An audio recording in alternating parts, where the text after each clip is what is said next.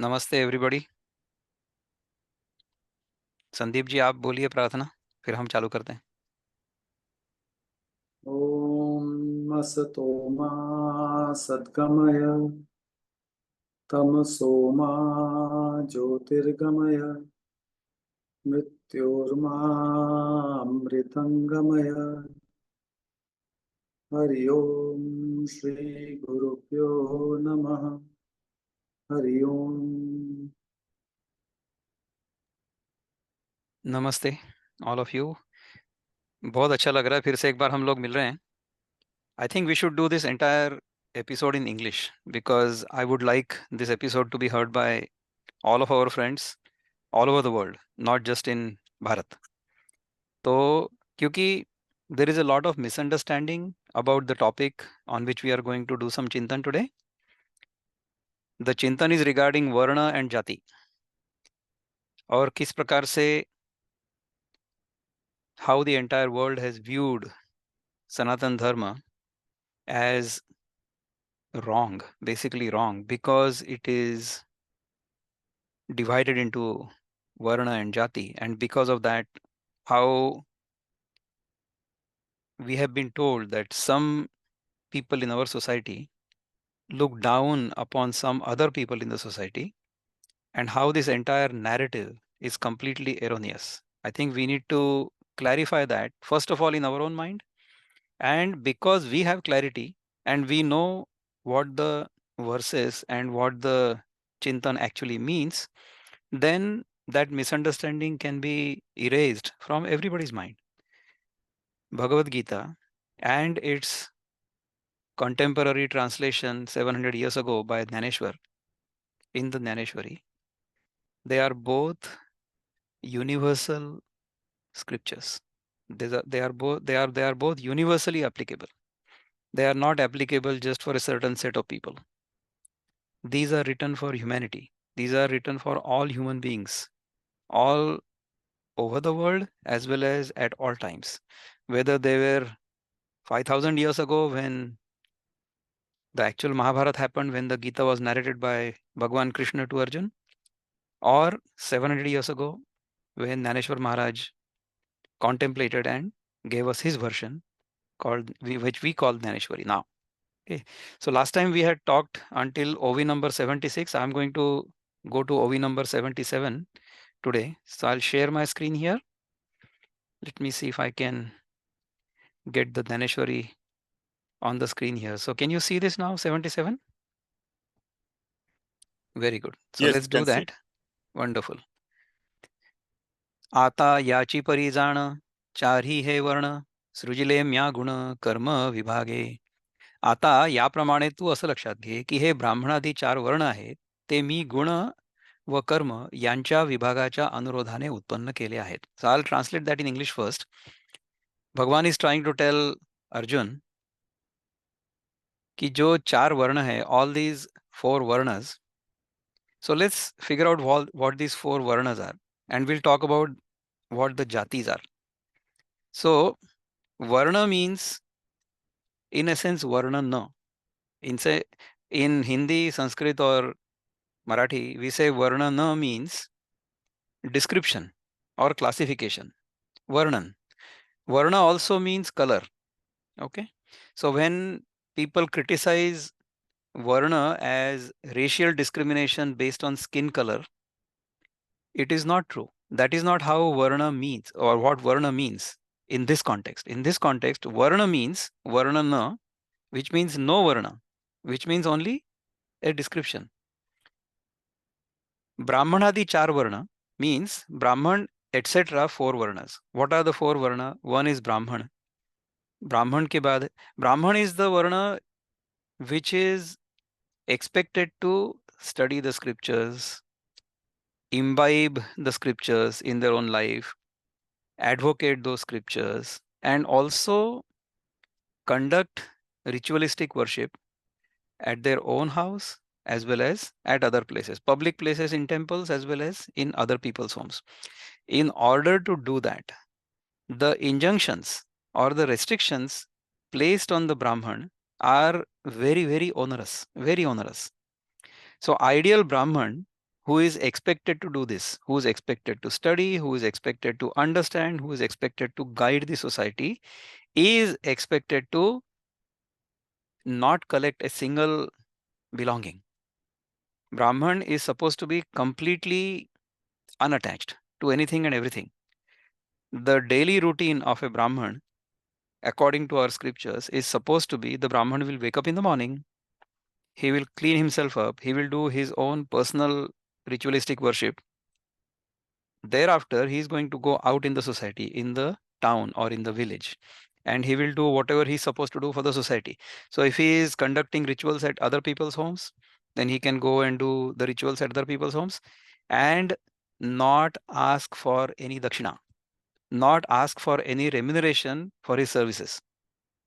Whatever the host provides, the Brahman is supposed to accept it as bhiksha, as an offering, as the divine blessing for that day, or as the divine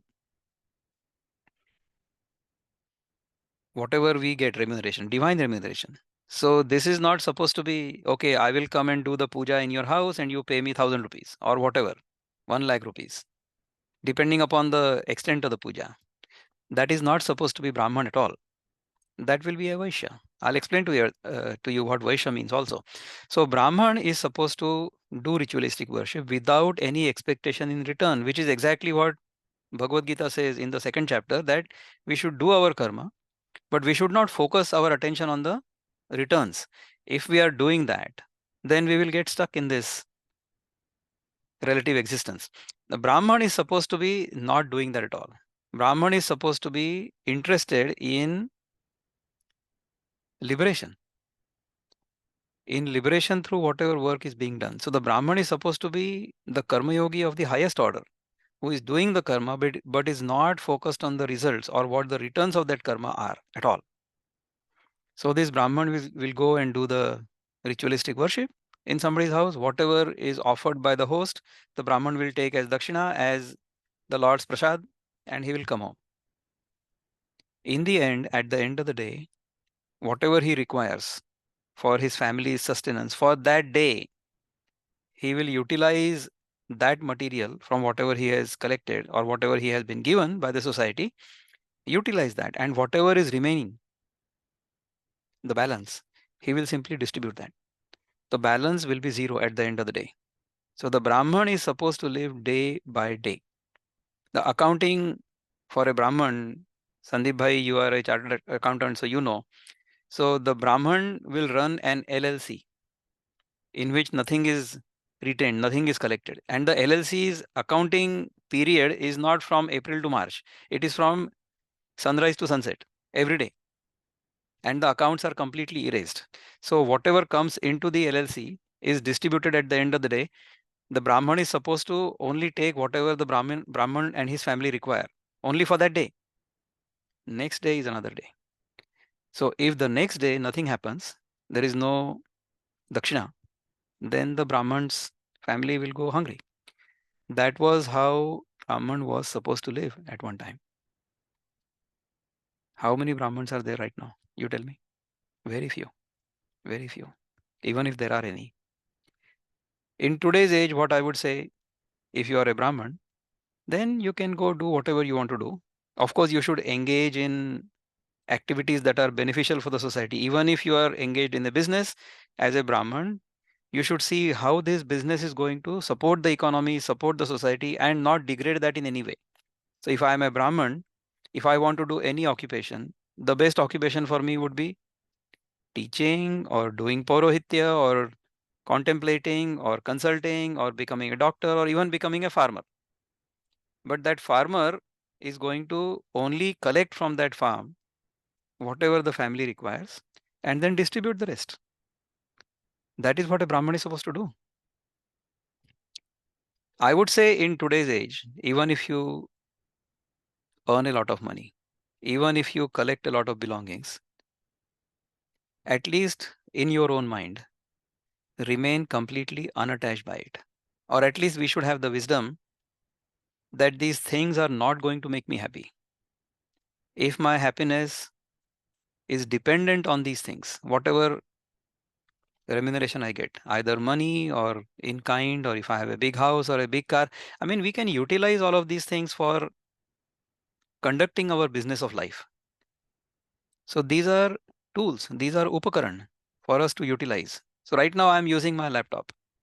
See, this laptop, I have a feeling that yes, I'm using this as a tool to do good things. But although I have paid money for it and I supposedly own it in the practical sense of the word, I know I don't own it, because I did not create the material that created this laptop, the physical material. Neither did I create all the software that goes into it, all the technology that goes into it. Somebody else has created that. I have paid some money and I have, simply procured this piece of equipment for my use for right now. If I look at each and every possession I have with this kind of attitude, I will not be attached to it. I mean, I will use it, but I will not say that this belongs to me. For practical purposes, I will say it belongs to me or this is my laptop. But within my mind, I will know that I have not really created it. I'm simply using it, and that is the divine grace. The fact that this entire technology works the way it does, that is divine grace. Is it not divine grace? Did the physicist create the laws of physics? Did the electronics engineer create the laws of telecommunication? No. These forces of nature have always existed. Now we see that the laptop can be created through this technology and we are able to reach each other. I have not created this. And even the physicist who has created this idea or this technology, or the technologist who has created this technology, he has not created anything. The physicist has only understood the laws, and the technocrat or the technologist has created this piece of equipment based on those natural laws. And even when he was creating this piece of equipment, he did not create the components. This whole world is created with fundamentally five components. Actually, only four material components, and fifth Akash is empty space. So earth, water, and then air. These are the only three components. Energy is, we didn't really create energy, or energy you cannot even see, you cannot even weigh. Correct? So we have not created any components of the material we use, and we have not created the laws because of which the material does what it does. Correct? So how can we say that we own this? This has come to us through divine grace. The one who understands this, the one who lives his life in this manner, in anasakta manner, the one who is unattached, he is a Brahman. So Brahman is done. Let's say Kshatriya.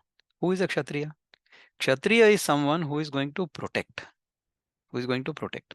So Kshatriya, in a societal sense, is the one who protects the society from undesirable elements. How's that? So a Kshatriya could be an administrator. A Kshatriya is, of course, somebody who serves in the military. Can somebody who has been born into a Brahman family not become a Kshatriya? Of course he can become. I have many friends who are born in Brahman family, but they have become army officers, generals, right? The third Varna is Vaishya. Vaishya is the person who transacts business. So anybody who does something and then in returns expects something or gets something in return is a Vaishya. So if the Brahman goes to some host, goes to some client, goes to some householder, and he says, okay, I'm going to do the puja in your house, and in return for the puja, you give me X amount of money, then he's no longer a Brahman. Then he becomes a Vaishya, because he's providing a service and he's asking for some money in return. So it's a clear violation of the Brahman principle. No longer a Brahman. Okay, in today's world, we see many Brahmins will go and demand a certain amount of fee for doing a certain ritual. Okay, I mean, this is Kali Yuga, so people do that. And then, of course, the people who are hosting the Brahman, who's the householder, he's going to even pay the money. It's not that they don't pay the money, it's okay. This is, we live in a different time now. I'm just telling you the ideal. So we have done Brahman, Kshatriya, Vaishya, and then Shudra. Shudra means somebody who supports all three. Shudra is the one who does the manual labor, who does work according to instructions, and he doesn't have to necessarily think about things too much. So the Brahman will think about the principles, the Kshatriya will figure out how to apply those principles for the welfare of the society. The Vaishya is going to utilize those principles to make sure that he gets profit. Even for an ideal Vaishya, the profit, according to the way we do the business, is not supposed to be more than 20-25%. If it is more than that, then it is not even an ideal Vaishya. Those are the kinds of things we learn from Sanatan Dharma. Who is acting in this manner right now? So the people who call themselves Sanatani, are they acting in this manner? So, okay, if I am a Sanatani Vaishya, I earn more than 20-25% profit. Then the excess profit should be reinvested in society's benefit. That is how the injunction is. So, if you make more money, so sometimes you will see in my Satyanarayan Katha Puja, there is a story of a Brahman who goes for some ritual. He is very poor. And then he sees that somebody is conducting Satyanarayan Puja. He sees that, he understands how it works. He learns the ritual. He comes home, he does the ritual. He says, in his own mind, he says that, okay, I have learned this. Bhagwan Satyanarayan, if I get a lot of dakshina today, when I come home, I will do the Satyanarayan Puja. So he, by God's grace, he gets enough dakshina. He comes home, he does the Satyanarayan Puja. And, he's thereafter not as poor as he used to be. I mean, the Satyanarayan Katha may encourage us to live well and think that if we do something right or if we do the puja, then we will have a good material life. There is nothing wrong with having a materially good life. Nothing wrong. In fact, we should all be well. Nobody should be heen and deen. Dainyata nahi honi chahiye. We should not be poor. Sanatan Dharma doesn't ask us to be poor. Sanatan Dharma says that you should live well. You should live well according to your need levels. You should not seek more than your need level, because if you seek more than your need level, then you'll get bound in that. That is what Sanatan tells us. So being a Vaishya is not bad. Some people may have just that tendency, which is okay, but the Vaishya also should act in a certain manner. He should not be a price gouger. Okay, even if you make good money from the business, even if the Brahman makes good money, he will utilize that money for good purpose. That is the bottom line. Vaishya is supposed to be, I'm not saying subservient, but Vaishya simply doesn't have the ability. Now you see in our society even today, not everybody has the same ability. Does everybody have the same ability? No. Some people are more intelligent, some are less intelligent. Just because somebody is less intelligent does not mean that the more intelligent person should squeeze the less intelligent person, dupe the less intelligent person, and hoard things, in his own house. That is not the way the society should work. But this kind of awareness has to come from within. It cannot be mandated. If it is mandated, if everybody is forced to share everything, so suppose there are 10 people and 10 people are earning anywhere between, say, 1,000 and 10,000. And then the government makes a rule that everybody is going to get the same. So whoever is making 10,000, he's going to share equally amongst everybody else. Okay. So the one who is making 1,000, he says that, oh, gee, I don't have to even work hard. I'm getting equal share. So next time, I'm not going to put any effort at all. But the one who has earned 10,000 because of hard work, he will think next time, oh my God, even if I make 10,000, it's going to get distributed. So he's not going to do any work at all. So for the first year, if the 10 people got 5,000 each, based on whatever people may have earned. So the one who has earned 1,000 is not going to be encouraged to work at all, because without working, he has got 5,000. So he'll not do anything. Without working also, he'll get whatever the society is making. But the one who is working hard, who is making all the money, he's going to not work as hard, because he says, okay, if I make 10,000, I'm only getting 5,000. 5,000 is going to get taken away. by the government and being distributed to other people. So next time I'm going to make only 5,000. But guess what? Because of that, everybody will do the same thing. The average will become less. So everybody will get only 2,000. So what has happened? The society has now become poorer on an average. Whereas if the one who is making 10,000 is making that money according to the injunctions given to us in our dharma, then the remainder of his profit is going to be reinvested in the society, and even the lowest person in the society is going to be raised up. Then the overall society will come up. Everybody will become rich. But that will be over time. It's not going to happen overnight. So what we need to do is we need to encourage everybody to work hard, encourage everybody to be smart in terms of earning money. But at the end of the day, even the person in the lowest stratum of the society should have the same kind of opportunity to grow. In today's world, equal opportunity means not special opportunity for some people, not special opportunity for some people in spite of not having merit. Equal opportunity means equal opportunity for everybody, level playing field.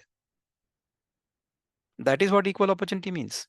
Now, because of this Varna system, we have been told that Brahmin or Brahman is at the highest level of the society. Even in the Purusha Sukta says that our head is like the Brahmana, our arms are like the Kshatriya, our abdomen is like the Vaishya, and everything below our belt is the Shudra. Okay. So the Shudra is actually the legs on which the society stands. If those legs are not strong, will the society stand? It will fall. So Shudra, which means that the person who doesn't have too much intelligence but who's willing to work hard, that is going to be the support of the society. If you look at the society in general, you will see that most people are not intelligent. So those people have to be given utmost respect because the entire society is dependent upon those people. So we have to provide for their needs. We have to make sure that they are empowered, sufficiently empowered, and they are encouraged to work hard, not because they are serving other people. That is their ability, which is okay. The Kshatriya should make sure that the Kshatriya is protecting everybody. The Vaishya is supposed to make sure that the transactions are honest and the profit motive is not beyond a certain limit. And Brahman is supposed to be not concerned about profits or money at all. Brahman is supposed to be only thinking about the welfare of the entire society and how the society will benefit, as well as how everybody will become eligible for liberation, moksha, ultimate objective of human life. If you look at this entire Chaturvarnya in terms of our own life, so just look at our own life, my own life. Let me look at my own life. Not even the entire life, but just one day. What all things do I do? First thing in the morning, I get up. Then what do? I go clean myself. I go and excrete all the waste material that's in my body. Then I clean my backside. Is this not what a Shudra does? So am I not a Shudra when I'm doing that? Thereafter, I get up, I do my yoga practice, or I do contemplation, or, right now I'm talking to you. What is this? This is the Brahman in me of today, right? Hereafter, I'm going to do my professional work. That professional work means I conduct some kind of professional practice, and then I get paid at the return at the end of the day, or after I provide the service. What is it? Is it not Vaishya? I myself am Vaishya. So I myself am Brahman. I myself am Shudra. I myself am Vaishya.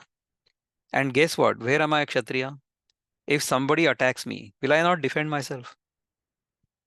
That is Kshatriya. Even if I don't want to defend myself, the body will defend itself. So, for example, all of us are constantly bombarded by pathogens, even in the air. So, the air that we breathe in will contain some pathogens. Pathogens means those microorganisms that will go into our body and could cause disease. what does our body do? Our body fights with them and kills them. Is that not Kshatriya? So the Brahman, the Vaishya, the Shudra, the Kshatriya, all of them are in me every day. Every day. Now here Bhagavan says Brahman, Vaishya, Kshatriya, Shudra, they are defined or they are described or they are classified according to the guna. So what are the guna? There are three guna and four varna. How are we going to match this now? Let's figure this out. We all know that sattva guna means the tendency of goodness. We should not say tendency of goodness. Goodness and badness, or good and evil, these are not our vocabularies. Okay. In Sanatan Dharma, guna means sattva actually means the principle, the fundamental principle underlying all the things we see around us. That is called sattva. Okay. So someone who is sattva guna pradhan means who has more of sattva and not much of raja and tama, or rajas and tamas. That person is supposed to be a brahmana. So the brahman is always going to be contemplative, and he will always have his focus on the principle. What is the principle of life? What is the principle of whatever I'm doing? Why? All of these things the brahman will contemplate at all times. So someone who is inclined towards that is called a brahmana. Nobody is born a brahmana. I'll tell you that also at the end of the after we finish this discussion. So brahman is supposed to be having predominantly sattva and very little raja and tama. Okay. Then let's look at the kshatriya. The kshatriya will have sattva, which is goodness, just for simplicity, and he will have equal proportion of raja and very little tama. Okay. So sattva guna will indicate goodness, will indicate interest in learning things, will indicate interest in understanding the principles, will also indicate the inclination to be beneficial to the society. This is all coming under sattva. Okay. Raja means somebody who is active, who wants to do things, who is a go-getter, alpha male personality. That kind of activity is called Raja. Raja means activity. So the activities in this universe happen because of Rajoguna, because of Rajas, but the activities in this world happen according to the principles based on Sattva. So the principles based on which Rajas operates is Sattva. So when Sattva and Raja are together, and Tama, I'm going to describe the Tama also. Tamas is rather absent or in very small quantities. Then that kind of person who has equal amounts of Sattva and Raja is called a Kshatriya. So that person will do a lot of things, but they will all be beneficial for the society. Tama means inertia, it means material, it means lethargy, it means darkness. All those things are related to Tama. So if somebody has a natural tendency of Raja and Tama, so if they happen to be in more or less similar proportions and very little Sattva, then that person is going to be active in the society, that person is going to be active in his life, but he will be interested in material things. So that person will be more a collector of things, and he will always think, what is in it for me? What do I have? Whenever I do anything, what's in it for me? What can I get out of it? So when we have this kind of mindset and this kind of tendency, then we are a Vaishya.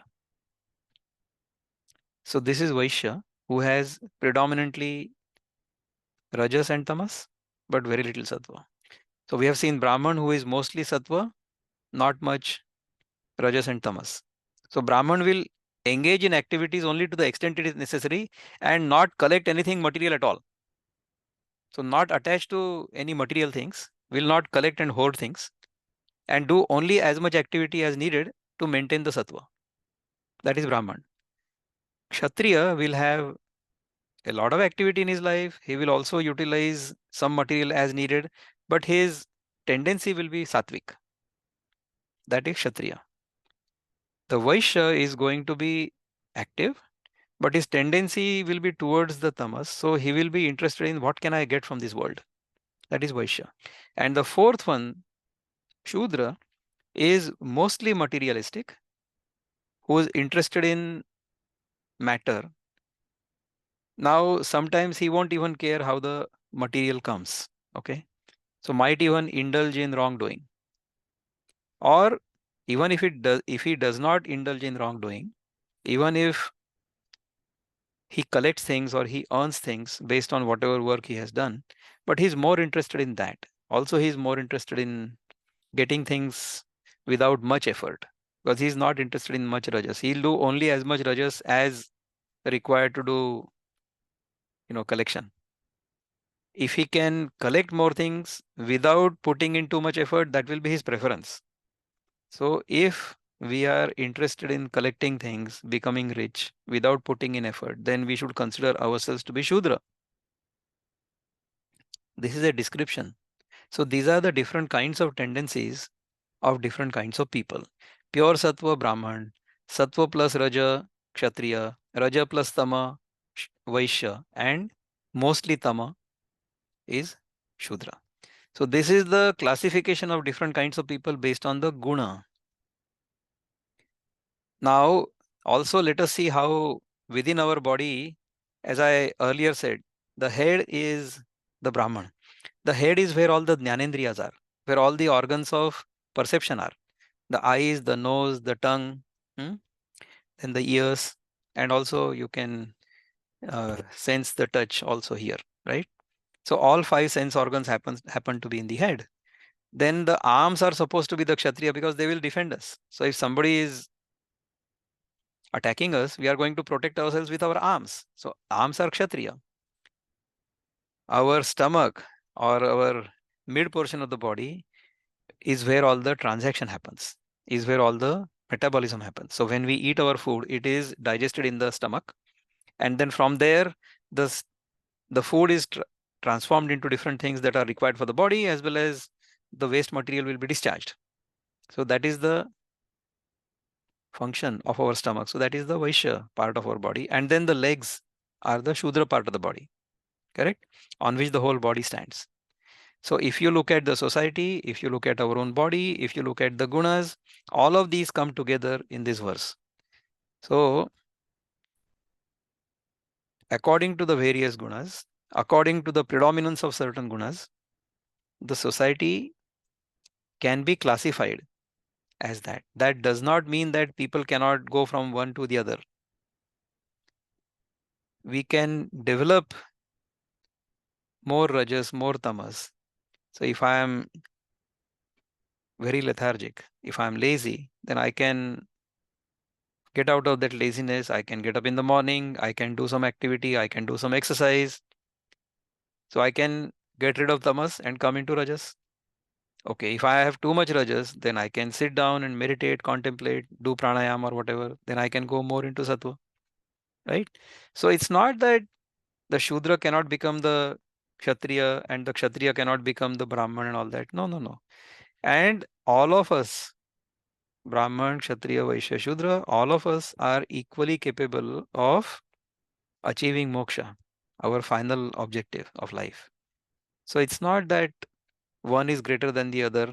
All of us should work in harmony, symbiotically. So if the eyes say that, hey, tongue, you are the one who is enjoying all the tastes and all that, I'm not able to enjoy that. So if the tongue says, okay, no problem, I will give you some food in the eyes. So even if you put good food or sweet food in the eyes, it's going to burn the eyes like hell. Right. So eyes are supposed to see, the tongue is supposed to taste, the nose is supposed to smell, the ears are supposed to hear. So each organ in our body has a specific purpose. They are not antagonistic towards each other. They are symbiotic towards each other. They work in harmony. In the same manner, even in the society, all tendencies or all kinds of people should work in harmony. Just because somebody is born in a Brahman family cannot be looking down upon everybody else. No, no, no. The Brahman is actually supported by the whole society. Otherwise, the Brahman cannot even exist, cannot even survive. Can the head survive unless the whole body is functioning properly? And can the body function properly unless the head functions properly? So, everybody in the society has a certain role. Each role is as important as the other. No role is more important than any other. If we live in this manner, if we are respectful towards our fellow human beings, regardless of their, now I'm going to call jati. Now, let's say what jati means. See, we are criticized by other people saying that you are divided into jatis, into castes. There is no such thing as caste. Caste system exists everywhere in the world. It's not just that it exists in India and not other countries. No, no, no. That's not true at all. Caste, jati, varna, all these things are not clearly understood at all. Jati means the species or the yoni through which I have come out. Okay, so we are all Manushya Jati. We are all human beings. We are all Homo sapiens. That is our Jati. So whether he's a Brahman or a Kshatriya or a Vaishya or Shudra, we are all same Jati, Manushya Jati, because we came out of Manushya Yoni. Other than that, say if you look at a tiger or a cow or a snake or a dog, they are all different Jatis. Okay, we are all Manushya Jati. So Jati and Varna are not the same at all. There is no Varna in dogs. There is no Varna in donkeys. No, no, no. They are all donkey Jati. They are all dog Jati. We are all human being Jati, Manushya Jati. So Jati is not Varna at all. So those people who say that my Jati is Kumhar or Chamar or Brahman, Brahman is not a Jati at all. Brahman is a Varna. Kumhar is a profession. It's not a Jati. Kumhar is not a Jati. Or people say that I am in Anusuchit Jati and Jamati. That Anusuchit Jati and Jamati, if there is an unequal playing field, there should be equal playing field for everybody. That is what the government also has to ensure. Once the playing field is equal, once the person who is disadvantaged, he comes up in an advantaged situation and is able to earn like everybody else, then he himself will be ashamed to avail of any benefits. So just imagine somebody who is making $1 million. Will that person go and beg in front of a food shelter? Would he even be liked? I mean, would he even like to be seen begging in front of a food shelter? No, because he'll be ashamed. Is it not? So, for providing equal opportunity, making the playing field equal and level is fine. But up to when? Up to the point where you get the skills. And then you should apply those skills to not only lift yourself up, but lift your fellow human beings up. So, this whole arrangement of affirmative action and equal opportunity, all of these things are okay only up to a certain level. They cannot be taken all the way where somebody is preferred over somebody else, even if they don't have a merit, because they just happen to be under the affirmative action kind of category. And on the other hand, the one who is capable should voluntarily give up any concession that he or she might get because of that affirmative action program. I know somebody personally who was supposedly born in a lower caste. Okay. That is how people will call. Someone who was in some kind of reserved category, that person applied in the open category saying that I want to be selected in competition with everybody in the open category. I do not want to even enter this organization unless I am capable. That kind of spine, this person who was supposedly under the reserved category applied, and he became not only a professor but also went up in a higher up in administration. I know that person personally. Nobody is going to like to be called, a reserved category person if they are capable. And if they are earning as much as everybody else, they would not like to be called that. So what we need to do is to make sure that everybody has level playing field. Nobody is looked down upon. And especially not let the politicians divide us. We are in an election season right now, and politicians are trying to divide us based on caste, based on where we were born, based on economic status, based on religion, based on all kinds of things. These things do not exist other than in our own mind. Bhagwan here is trying to explain to us what Varna means. If we can understand the Varna properly, if we can understand the Jati properly, we will not get into the quarrels and the wars that are fought on the basis of any kind of division. Any philosophy, any thought process that divides all of us is Asurik.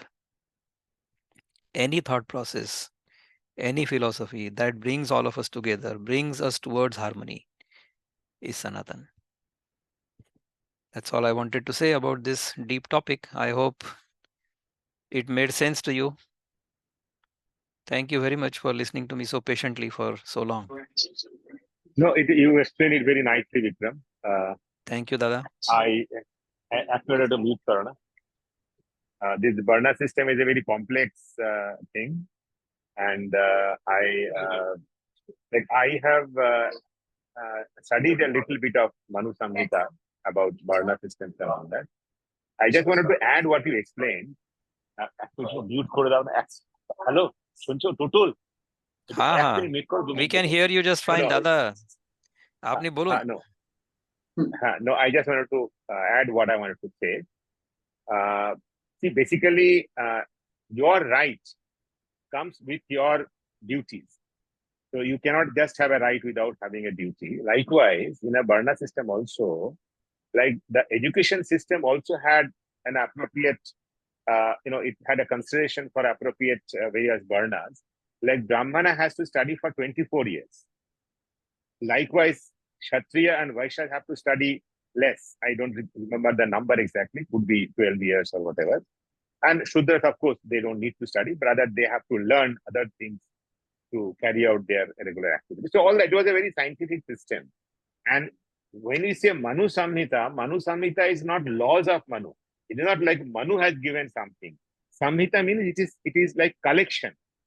Like Patanjali has collated all the existing system of yoga, and then he gave that 96 sutras. Likewise, Manu actually compiled whatever was prevailing at that time in the society, and then he developed what you call Manu Samhita in terms of describing, and he has explained in detail. Like we talk about women, treating women, like people say badly.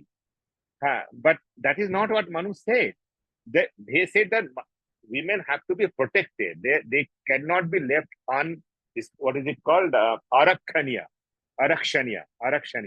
Now, Arakshanya, today's world, this Me Too movement and whatever, the end of the day, we realize that there has to be a law and order place so that we can protect the women. It is perennial concept. It is not like it was there earlier and today women are very free. He is free because of the law and order system, because of many other things.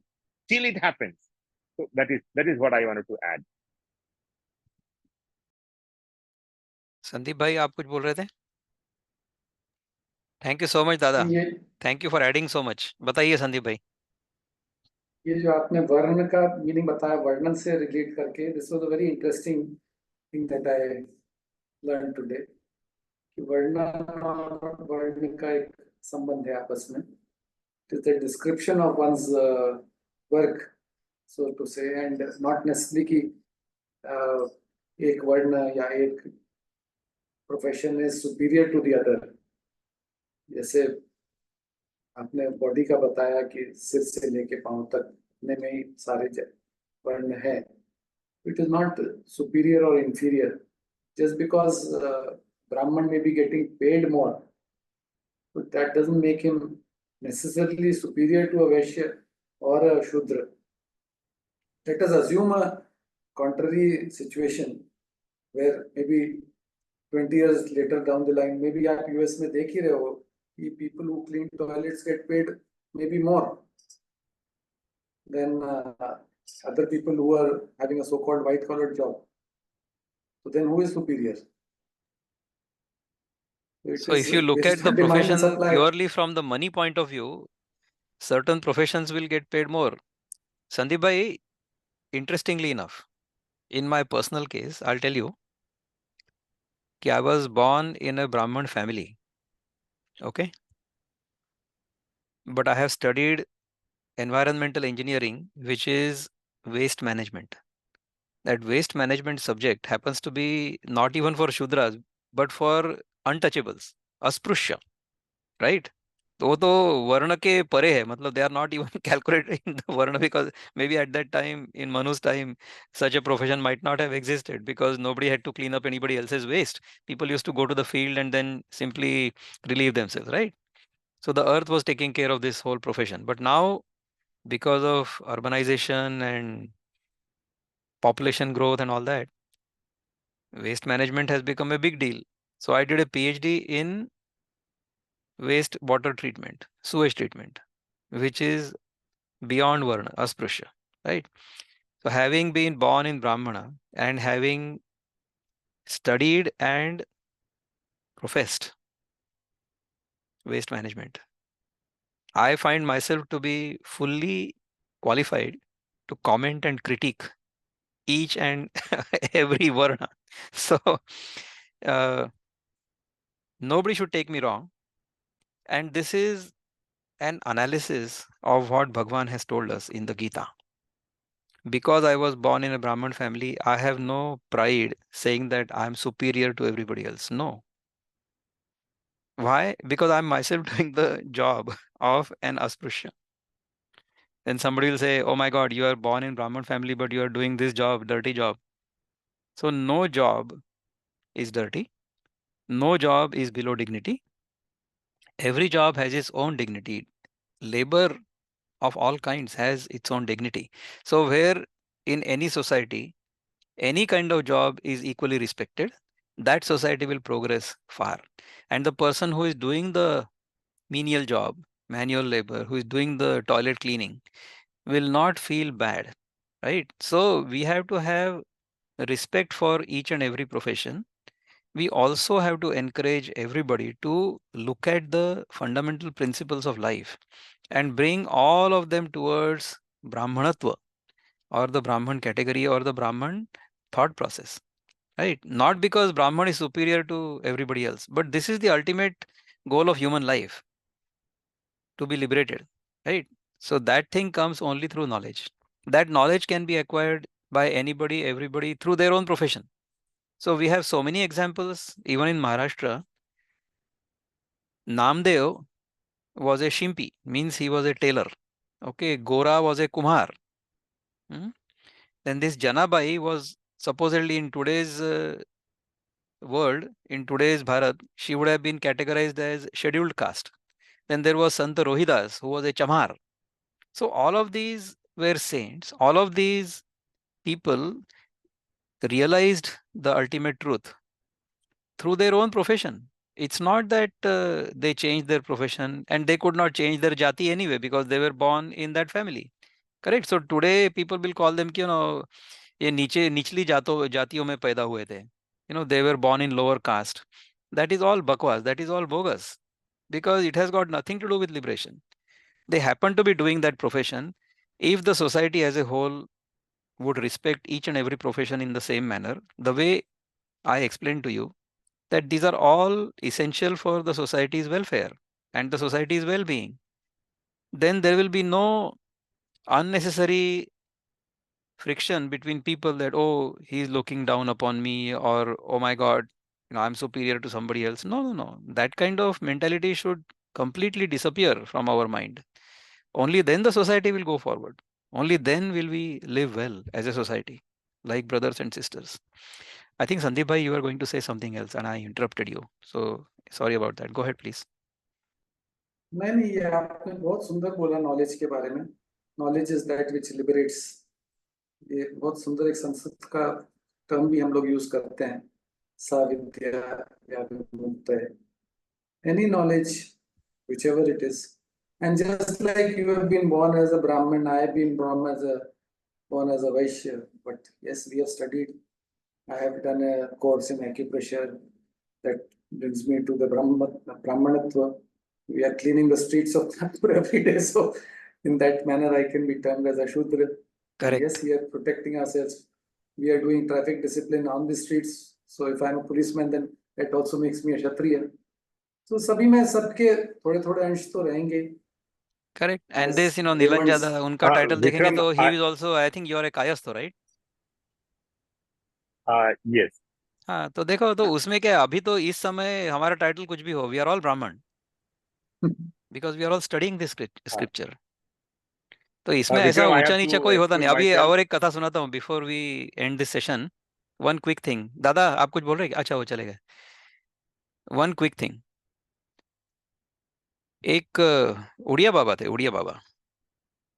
He used to live in Vrindavan. I think it is a story connected with Oriya Baba and not somebody else. तो एक second में बोल रहा हूँ मैं, within 1 minute will finish this. So in Vrindavan, everybody is into bhakti. So one bhakta, a Vaishnav, came to Babaji and he said, "Bhakti shreshta hai ya gyan? Is bhakti higher than knowledge?" And Maharaj told him, "Of course, bhakti is higher, or bhakti is better than gyan."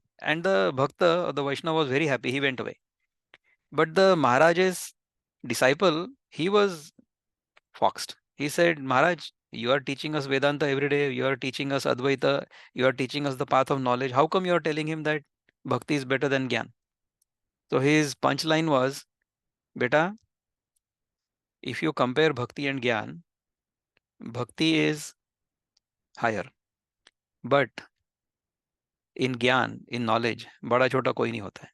So if you have the ultimate knowledge of who you are, then there is no discrimination at all. There is no comparison at all. So this is where we should be going. And this is where we hope we all go. So with this, let us end today's session. Sandeep भाई, अगर आप प्रार्थना बोलोगे तो हम बंद करेंगे, अभी समाप्त करेंगे.